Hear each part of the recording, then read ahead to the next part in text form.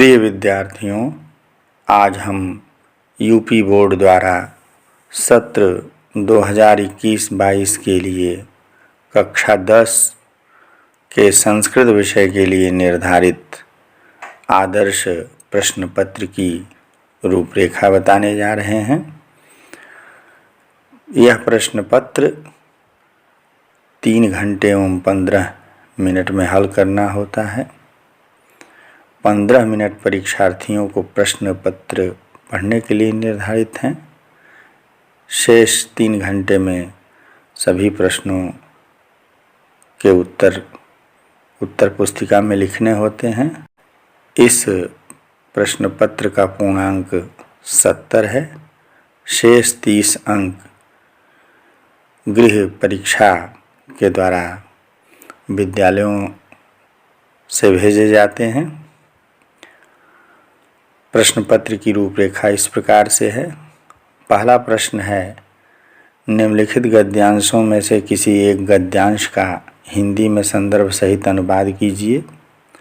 संदर्भ 2 अंक का होता है एवं अनुवाद 5 अंक का, कुल मिलाकर 7 अंक का यह प्रश्न होता है। इसमें क और ख 2 गद्य खंड होते हैं, जिसमें से किसी एक गद्य खंड का ही, एक गद्यांश का ही संदर्भ सहित हिंदी में अनुवाद लिखना चाहिए। प्रस्तुत आदर्श प्रश्न पत्र में गद्यांश क जो है उसका इस प्रकार से संदर्भ लिखा जाएगा कि प्रस्तुत गद्यांश हमारी पाठ्यपुस्तक संस्कृत गद्य भारती के नैतिक मूल्यानि शीर्षक पाठ से अवतरित है। और फिर अगली पंक्ति से इसका हिंदी अनुवाद लिखेंगे। नैतिक मूल्यैः व्यक्तेः सामाजिकी प्रतिष्ठाभिवर्धते। नैतिक मूल्यों से व्यक्ति की सामाजिक प्रतिष्ठा बढ़ती है। मानव कल्याणाय नैतिकता आवश्यकी। मानव कल्याण के लिए नैतिकता आवश्यक है। नैतिकतैव व्यक्तेः समाजस्य राष्ट्रस्य विश्वस्य कल्याणं कुरु। नैतिकता ही व्यक्ति का, समाज का, राष्ट्र का और विश्व का कल्याण करती है। नैतिकता चरणेनैव मनुष्येषु त्यागः तपः विनयः सत्यं न्यायप्रियता एवं अन्येऽपि मानवीयाः गुणाः उत्पद्यन्ते।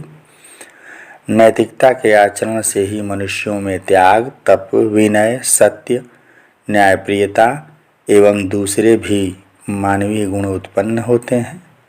नैतिकतया मनुष्यो अन्य प्राणिभ्यः भिन्नः जायते। नैतिकता से मनुष्य दूसरे प्राणियों से भिन्न होता है।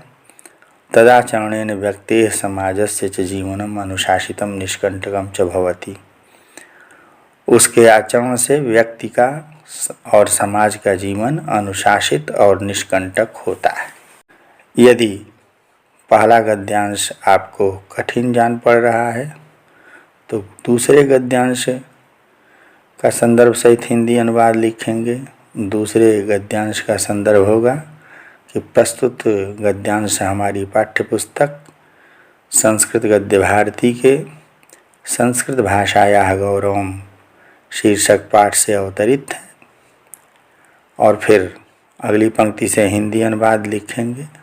हिंदी अनुवाद इस प्रकार से होगा, संस्कृत भाषा पुरा काले सर्वसाधारण जनानां वाग्व्यवहार भाषा चासीत्। संस्कृत भाषा प्राचीन काल में सर्वसाधारण लोगों की बोलचाल की भाषा थी।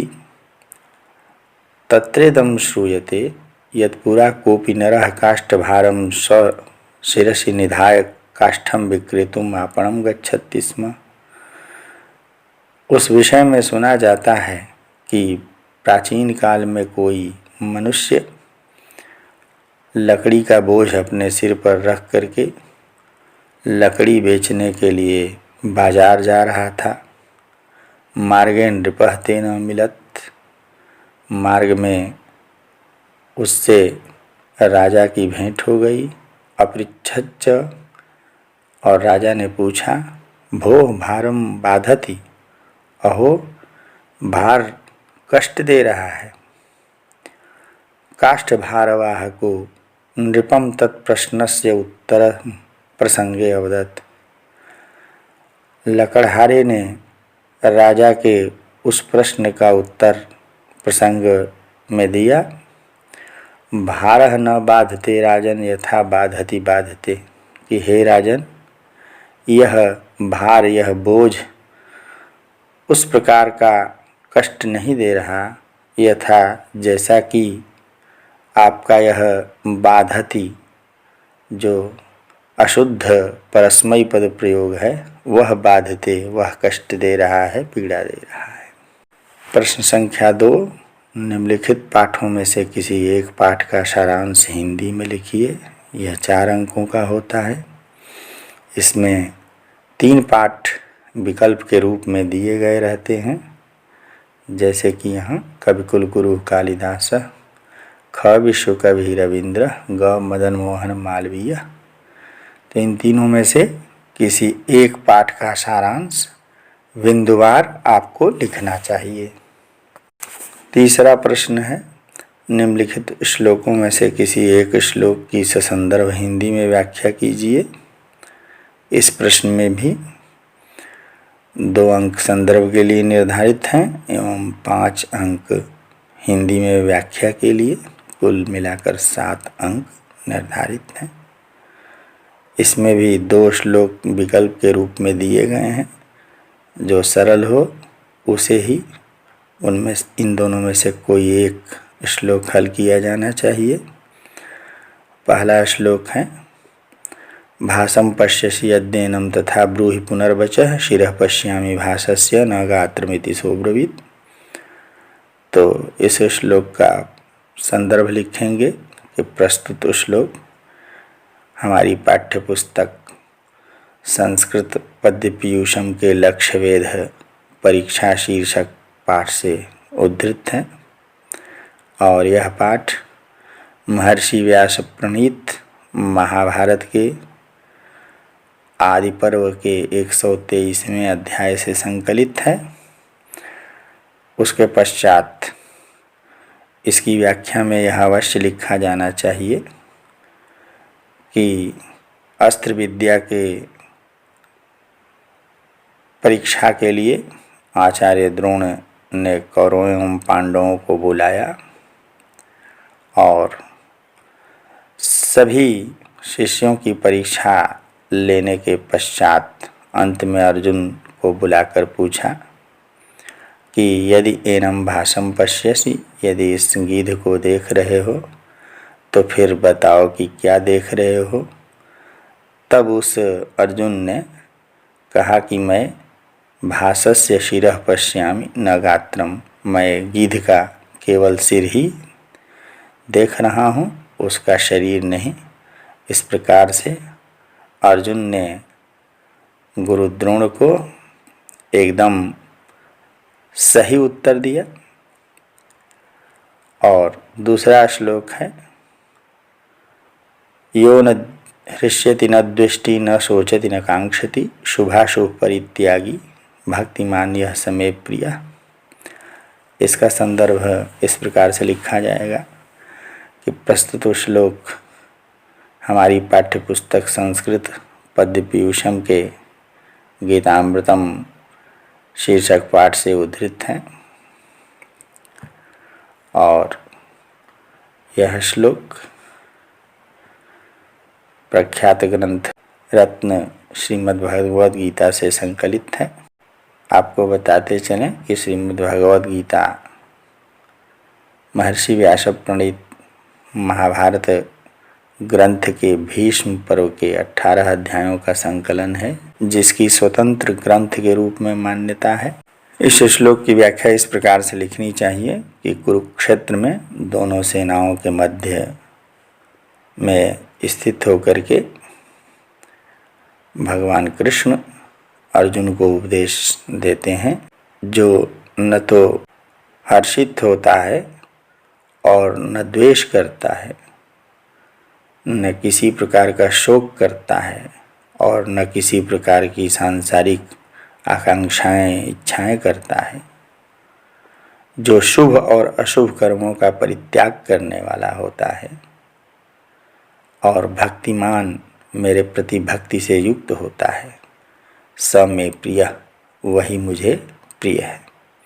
अगला प्रश्न है, निम्नलिखित सूक्तियों में से किसी एक सूक्ति की संदर्भ सहित हिंदी में व्याख्या कीजिए। इसमें सूक्ति व्याख्या के अंतर्गत 1 अंक संदर्भ के लिए और 2 अंक सूक्ति व्याख्या के लिए निर्धारित हैं। इसमें 3 सूक्तियां दी गई हैं विकल्प के रूप में। किसी एक सूक्ति का हल आपको लिखना है। क है मूढ़ई पाषाण खंडेषु रत्न संज्ञा विधीयते। इसका संदर्भ इस प्रकार से लिखेंगे कि प्रस्तुत सारगर्भित सूक्ति हमारी पाठ्यपुस्तक संस्कृत पद्य पीयूषम के सूक्ति सुधा शीर्षक पाठ से अवतरित है। और फिर इस सूक्ति की व्याख्या करते हुए बताएंगे। प्रस्तुत सूक्ति में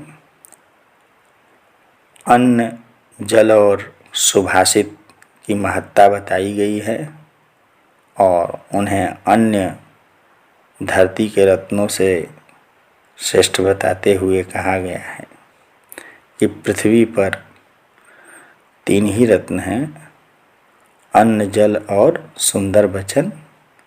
और मूर्ख लोग पत्थर के टुकड़ों में रत्न संज्ञा का विधान करते हैं। मूर्ख लोग पत्थर के टुकड़ों को रत्न का नाम देते हैं। यह मूंगा है, यह पुखराज है, यह नीलम है इत्यादि।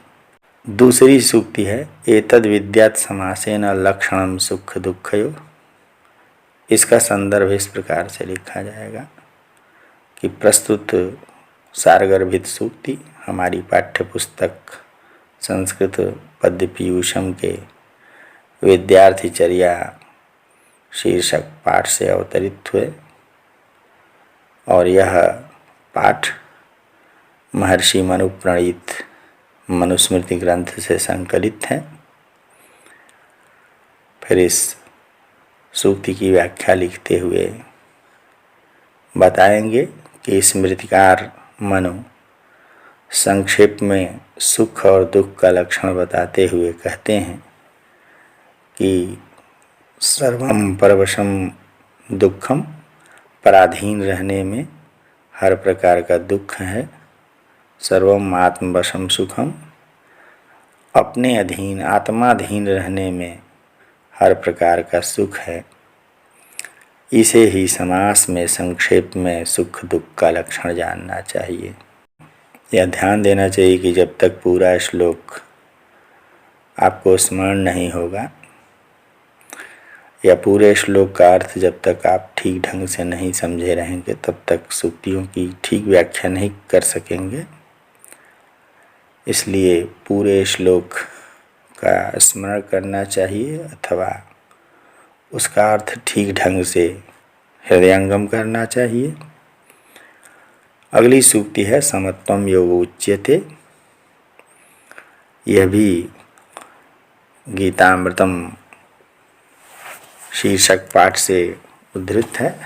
इसका संदर्भ इस प्रकार से लिखेंगे कि प्रस्तुत सारगर्भित सूक्ति हमारी पाठ्यपुस्तक संस्कृत पद्य पीयूषम के गीतामृतम शीर्षक पाठ से उद्धृत है और यह पाठ श्रीमद् भगवद गीता से संकलित है। इसकी व्याख्या इस प्रकार से लिखेंगे कि जब कुरुक्षेत्र में कौरवों एवं पांडवों की सेनाएं युद्ध में आ डटी, तब दोनों सेनाओं के मध्य उपस्थित भगवान कृष्ण ने अर्जुन को समझाते हुए कहा कि हे धनंजय, सिद्ध सिद्ध्यो समो भूत्वा, सफलता और असफलता में समान रहते हुए योग में स्थित होकर के कर्माणि कुरु, कर्मों को करो, क्योंकि समत्वम योग उच्यते, क्योंकि समत्व ही योग है। अर्थात सफलता और असफलता में समान रहना ही योग कहा जाता है। 5वां प्रश्न है, निम्नलिखित में से किसी एक श्लोक का अर्थ संस्कृत में लिखिए। इसमें भी 2 श्लोक विकल्प के रूप में दिए गए हैं। किसी एक ही श्लोक का संस्कृत में अर्थ लिखना है। पहला श्लोक है, काव्यशास्त्र विनोदेन कालो गच्छति धीमताम् व्यसनेन च मूर्खाणाम निद्रया कलहेन वा। इसका संस्कृत अर्थ लिखते हुए लिखेंगे कि नीतिकारः कथयति यत् बुद्धिमतां समयः काव्यानां शास्त्राणां च परिचर्चा रूपेण मनोरंजनेन गच्छति अथ च ये मूर्खाः भवन्ति ते स्वसमयं शयनेन विवादेन दुर्व्यसनेन वा यापयन्ति। अगला श्लोक है, अभिवादनशीलस्य नित्यं वृद्धोपसेविनः चत्वारि तस्य वर्धन्ते आयुर्विद्या यशोबलम्। यह विद्यार्थीचर्या से है। इसका संस्कृत अर्थ इस प्रकार से लिखेंगे कि श्लोकेऽस्मिन् स्मृतिकारः मनुः कथयति यत् यः अभिवादनशीलः भवति अथ च सततं वृद्धानां सेवां करोति तस्य आयुः विद्या कीर्तिः बलम् एतानि चत्वारि वस्तूनि वृद्धिं प्राप्नुवन्ति। प्रश्न संख्या 6, निम्नलिखित में से किसी एक पात्र का चरित्र चित्रण हिंदी में लिखिए। इसमें भी प्रायः 3 विकल्प क ख ग करके दिए गए रहते हैं, जिसमें से किसी एक का ही उत्तर पुस्तिका में लिखना चाहिए। प्रस्तुत आदर्श प्रश्न पत्र में 3 विकल्प इस प्रकार से हैं। महात्मना संस्मरणानि पाठ के आधार पर महात्मा गांधी का। ख है, कारुणिको जीमूतवाहन पाठ के आधार पर जीमूतवाहन का। और ग, वयम भारतीय पाठ के आधार पर दीपक का। इसमें से जो सरल लगता हो उसी का बिंदुवार चरित्र चित्रण लिखा जाना चाहिए। यदि महात्मा गांधी का चरित्र चित्रण आप लिखते हैं तो उसमें अवश्य बिंदु के रूप में दर्शाएंगे अहिंसा के पुजारी, सत्यवादी, निडर या निर्भीक, भारतीय स्वतंत्रता संग्राम के नायक। इसी प्रकार से बिंदुवार उदाहरण देते हुए इन गुणों को उनके उस उत्तर में समाविष्ट करेंगे। इसी प्रकार जीमूतवाहन का भी और दीपक का भी किसी एक का जो आपको सरल लगता हो बिंदुवार चरित्र चित्रण लिखना चाहिए। अगला प्रश्न भी संस्कृत कथा नाटक कौमुदी से है। 7वां प्रश्न है, निम्नलिखित में से किन्हीं 2 प्रश्नों के उत्तर संस्कृत में लिखिए। तो 3 प्रश्न दिए गए हैं, आपको 2 ही प्रश्नों के उत्तर लिखने हैं। पहला प्रश्न है, महात्मा कुत्र जन्म लेभे? उत्तर होगा महात्मा पोरबंदर नगरे जन्म लेभे। ख, जीमूतवाहनः कस्य पुत्रः आसीत्?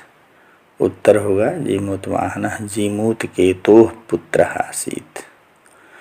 ग, सुमेधा कस्य तनया आसीत्? उत्तर होगा सुमेधा विनयस्य तनया आसीत्। किन्हीं 2 ही प्रश्नों के उत्तर आप उत्तर पुस्तिका में लिखेंगे। प्रश्न संख्या 8 का क। अब यहाँ से व्याकरण के प्रश्न आरंभ होते हैं। 8वां का क है, निम्नलिखित में से सही विकल्प चुनकर लिखिए। इक प्रत्याहार के वर्ण हैं, तो इसमें पहला विकल्प है अ ई उ री, दूसरा है ई उ री री, तीसरा है ई उ री री ए, चौथा है ई उ री। इक प्रत्याहार के अंतर्गत आने वाले वर्णों में इसमें दूसरा विकल्प सही है ई उ री री, इसलिए उत्तर पुस्तिका में लिखेंगे प्रश्न संख्या 8 का क उत्तर दूसरा ई उ री ली। ख निम्नलिखित में से किसी एक वर्ण का उच्चारण स्थान लिखिए। इसमें 4 वर्ण दिए गए हैं, आपको किसी एक वर्ण का ही उच्चारण स्थान लिखना है। त का उच्चारण स्थान दंत है, ज का तालु है, क का कंठ है, प का ओष्ठ है। आपको उत्तर लिखना है। प्रश्न संख्या 8 का ख उत्तर, मान लीजिए आप पहले त का उत्तर लिखते हैं तो लिख देंगे कि पहला त और आगे उत्तर लिख देंगे दंत। प्रश्न संख्या 9 का क निम्नलिखित में से किसी एक पद का संधि विच्छेद करके संधि का नाम लिखिए। 1 अंक संधि विच्छेद के लिए है और 1 अंक संधि का नाम लिखने के लिए मिलेगा। पहला है हरिम बंदे, तो इसका संधि विच्छेद होगा हरिम, अनुस्वार की जगह नीचे म लिख देंगे हलंत म, और धन बंदे, और फिर यह अनुस्वार संधि है तो संधि के नाम के रूप में लिखेंगे अनुस्वार संधि। इसी प्रकार कुंचित, तो इसका संधि विच्छेद होगा कुंग, कु पर अनुस्वार हो जाएगा कुंग, धन चित्त, और फिर आगे संधि का नाम लिखेंगे अनुस्वार पर सवर्ण संधि। इसी प्रकार से तीसरा विकल्प है नमस्ते, संधि विच्छेद होगा नमः धनते, और संधि का नाम विसर्जनीय संधि। चौथा है निर्दय, इसका विच्छेद करेंगे निस्धनदय, और संधि का नाम लिखेंगे ऋतु संधि। आपको इन चारों में से किसी एक ही का उत्तर उत्तर पुस्तिका में लिखना है। 9वें का ख प्रश्न है, निम्नलिखित विकल्पों में से सही विकल्प चुनकर लिखिए। कविरागतः में संधि है, तो कविरागतः में कविस धन आगतः स को र हुआ है, तो इसका सही विकल्प पहला है ससुरसो रूह, यह ऋतु संधि के अंतर्गत आता है। उत्तर पुस्तिका में लिखेंगे प्रश्न संख्या 9 के ख का उत्तर पहला ससुरसो रूह। प्रश्न संख्या 10 का क निम्नलिखित में से किसी एक शब्द का रूप लिखिए। इसमें 3 शब्द दिए गए रहते हैं जिनके रूप लिखने होते हैं, आपको किसी एक का ही रूप लिखना है। पहला है राजन तृतीया विभक्ति एक वचन, इसका उत्तर होगा राज्ञा। दूसरा है नदी चतुर्थी विभक्ति एक वचन, इसका उत्तर होगा नद्यई। तीसरा है मनस पंचमी विभक्ति द्विवचन, इसका उत्तर होगा मनोभ्याम। आपको इनमें से किसी एक शब्द का ही उत्तर उत्तर पुस्तिका में लिखना है। प्रश्न ख निम्नलिखित विकल्पों में से सही विकल्प चुनकर लिखिए। वार्ण्य पद किस विभक्ति एवं किस वचन का रूप है? इसमें 4 विकल्प दिए गए हैं। पहला द्वितीय विभक्ति एक वचन, दूसरा चतुर्थी विभक्ति एक वचन, तीसरा पंचमी विभक्ति बहुवचन, चौथा षष्ठी विभक्ति एक वचन। इसमें दूसरा विकल्प सही है। आप उत्तर पुस्तिका में लिखेंगे प्रश्न संख्या 10 का ख उत्तर दूसरा चतुर्थी विभक्ति एक वचन। प्रश्न संख्या 11 यह धातु रूप से संबंधित प्रश्न है। क निम्नलिखित में से किसी एक धातु का रूप निर्देशानुसार लिखिए। इसमें भी आपको 3 विकल्प दिए गए हैं, उनमें से किसी एक का ही उत्तर लिखना है। पहले का उत्तर होगा भू लोट लकार मध्यम पुरुष एक वचन भव। दूसरा है स्था लट लकार प्रथम पुरुष द्विवचन तिष्ठतः। और तीसरा है दा परस्मयी पद लंग लकार उत्तम पुरुष एक वचन, इसका उत्तर होगा अददाम। आपको किसी एक का ही उत्तर लिखना चाहिए। ख निम्नलिखित में से सही विकल्प चुनकर लिखिए। नयामी रूप है, तो इन तीनों में से दूसरा विकल्प सही है। लट लकार उत्तम पुरुष एक वचन। आपको उत्तर पुस्तिका में लिखना चाहिए प्रश्न संख्या 11 का ख, दूसरा लट लकार उत्तम पुरुष एक वचन। प्रश्न संख्या 12 का क, 12वां प्रश्न समास से संबंधित है। निम्नलिखित पदों में से किसी एक पद का समास विग्रह कीजिए। तो केवल समास विग्रह पूछा जा रहा है। इसमें से जो 3 पद दिए गए हैं, किसी एक पद का समास विग्रह आपको उत्तर पुस्तिका में लिखना है। उपगंगम का समास विग्रह होगा गंगाया समीपम। त्रिभुवनम का समास विग्रह होगा त्रयाणाम भुवनानाम समाहार। यशोधनः का समास विग्रह होगा यशहेव धनम यस्य सः।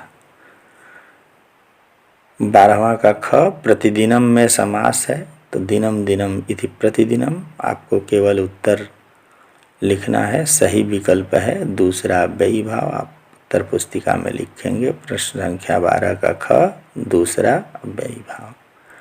प्रश्न संख्या 13, निम्नलिखित रेखांकित पदों में से किन्हीं 2 पदों में निर्देशानुसार विभक्ति का नाम लिखिए। एक अंक नियम बताने के लिए है, निर्देश बताने के लिए। इनमें 2 पदों में ही आपको निर्देशानुसार विभक्ति का नाम लिखना है। क है अहम रामम पश्यामि। यहाँ रामम में कर्तुरीप्सित तमम कर्म से कर्म कारक में कर्मणि द्वितीया से द्वितीया विभक्ति है। आप लिख देंगे प्रश्न संख्या 13 का क, कर्म कारक में द्वितीया विभक्ति। ख सहनेत्राभ्याम पश्यति। इसमें येनांग विकार से कर्ण में तृतीया है। आप उत्तर लिखेंगे ख, कर्ण कारक में तृतीया विभक्ति। ग है वृक्षात पत्राणि पतन्ति।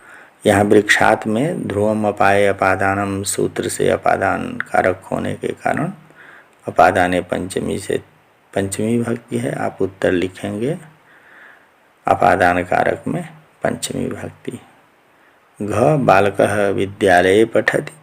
यहाँ आधारो अधिकरणम सूत्र से विद्यालय में अधिकरण कारक में सप्तमी विभक्ति है। आप उत्तर लिखेंगे अधिकरण कारक में सप्तमी विभक्ति। आपको किन्हीं 2 ही वाक्यों के 2 पदों में ही विभक्ति का निर्देश करना है। 14वां प्रश्न है, निम्नलिखित में से किसी एक पद में धातु एवं प्रत्यय लिखिए। एक अंक धातु का नाम लिखने के लिए है और एक अंक उसका प्रत्यय बताने पर प्राप्त होगा। किसी एक ही पद में धातु एवं प्रत्यय लिखना है। आपको 4 पद दिए गए हैं। क है श्रुत्वा। इसमें श्रु धातु है, त्वा प्रत्यय है। ख गंतुम, गम धातु, तुमुन प्रत्यय। ग पठनीय, पठ धातु, अनियर प्रत्यय। घ अजा। इसमें अज शब्द है और उसमें टाप प्रत्यय प्रयुक्त हुआ है। आपको किसी एक ही पद का उत्तर देना है। प्रश्न संख्या 15, निम्नलिखित में से किसी एक का वाच्य परिवर्तन कीजिए। तो यदि आपने वाच्य परिवर्तन ठीक ढंग से पढ़ा है तो सरलता से इसका उत्तर लिख पाएंगे। इसमें से किसी एक वाक्य का ही वाच्य परिवर्तन करना है। जैसे क सीता पत्रम लिखति। तो सीता यह कर्तृवाच्य का वाक्य होने के कारण सीता पद में प्रथमा विभक्ति है, इसे तृतीया में कर देंगे सीतया। पत्रम यह द्वितीया है, प्रथमा में भी पत्रम ही होगा, प्रथमा में पत्रम लिख देंगे। और लिखति का कर्म वाच्य में हो जाएगा पत्रम के अनुसार लिख्यते। सीतया पत्रम लिख्यते। मया गम्यते यह भाववाच्य का वाक्य है, इसका कर्तृवाच्य बनेगा। मया का तृतीया का प्रथमा में रूप कर देंगे अहम, और गम्यते का अहम के अनुसार गच्छामि। तो मया गम्यते का कर्तृवाच्य हो जाएगा अहम गच्छामि। बालकः गीतां पठति, यह कर्तृवाच्य का वाक्य है। इसका कर्मवाच्य में परिवर्तन होगा। बालकः का तृतीया में हो जाएगा बालकेन, गीताम का प्रथमा में गीता और पठति का गीता के अनुसार पठ्यते। उत्तर होगा बालकेन गीता पठ्यते। आपको किसी एक ही वाक्य का वाच्य परिवर्तन उत्तर पुस्तिका में लिखना है। प्रश्न संख्या 16 अनुवाद से संबंधित है। इसमें 6 वाक्यों का अनुवाद करना होता है। 6 वाक्य ही दिए रहते हैं और सबके लिए एक एक अंक निर्धारित हैं। पहला वाक्य है आप लोग बोलते हैं। इसका संस्कृत में अनुवाद होगा भवन्तः वदन्ति। तुम राम या हरि जाता है, इसका अनुवाद होगा त्वं रामः हरिः वा गच्छति। जब वा से कर्ता जुड़े होते हैं तो उसमें क्रिया अंतिम पद के अनुसार और वचन के अनुसार होती है। तीसरा अनुवाद है लड़की को पढ़ना चाहिए। इसका संस्कृत में अनुवाद होगा बालिका पठेत। चौथा है इस समय तुम कहाँ जा रहे हो, अनुवाद होगा संस्कृत में इस समय का इदानीम, तुम का त्वं, कहाँ का कुत्र और जा रहे हो गच्छसि। इदानीम त्वं कुत्र गच्छसि। बंदर पेड़ पर चढ़ता है, वानरः वृक्षम आरोहति। और छठवां है सीता राम के साथ बन गई, सीता रामेण सह वनम अगच्छत। अगला प्रश्न है 17वां निम्नलिखित में से किसी एक विषय पर संस्कृत में 8 वाक्यों में निबंध लिखिए। 8 अंक इसके लिए निर्धारित हैं। और सदाचार, सत्संगति, राष्ट्रीय एकता, पर्यावरणम, विद्या, इनमें से किसी एक ही विषय पर आपको संस्कृत में 8 वाक्यों में निबंध लिखना है। आपकी तैयारी यदि पहले से अच्छी है तो आप अवश्य ही 8 वाक्यों में एक सुंदर सा निबंध लिखेंगे।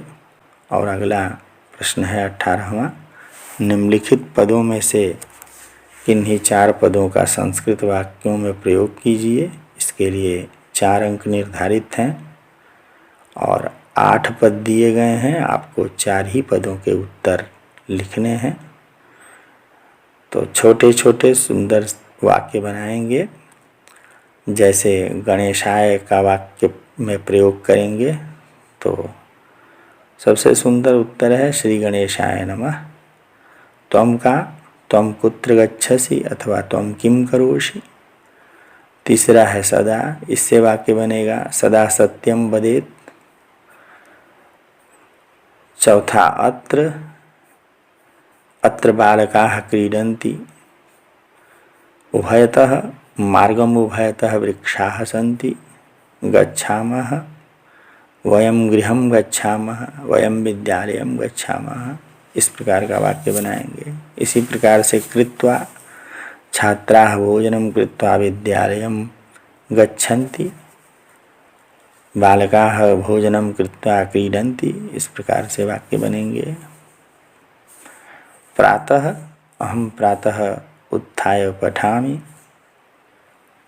इस प्रकार से आप आगामी बोर्ड परीक्षा में सावधानी पूर्वक अच्छी हैंडराइटिंग में प्रश्नों को सोच समझ करके और जितने प्रश्न पूछे गए हैं उन सभी का उत्तर ठीक ढंग से लिखेंगे तो अवश्य ही अच्छे अंक प्राप्त होंगे।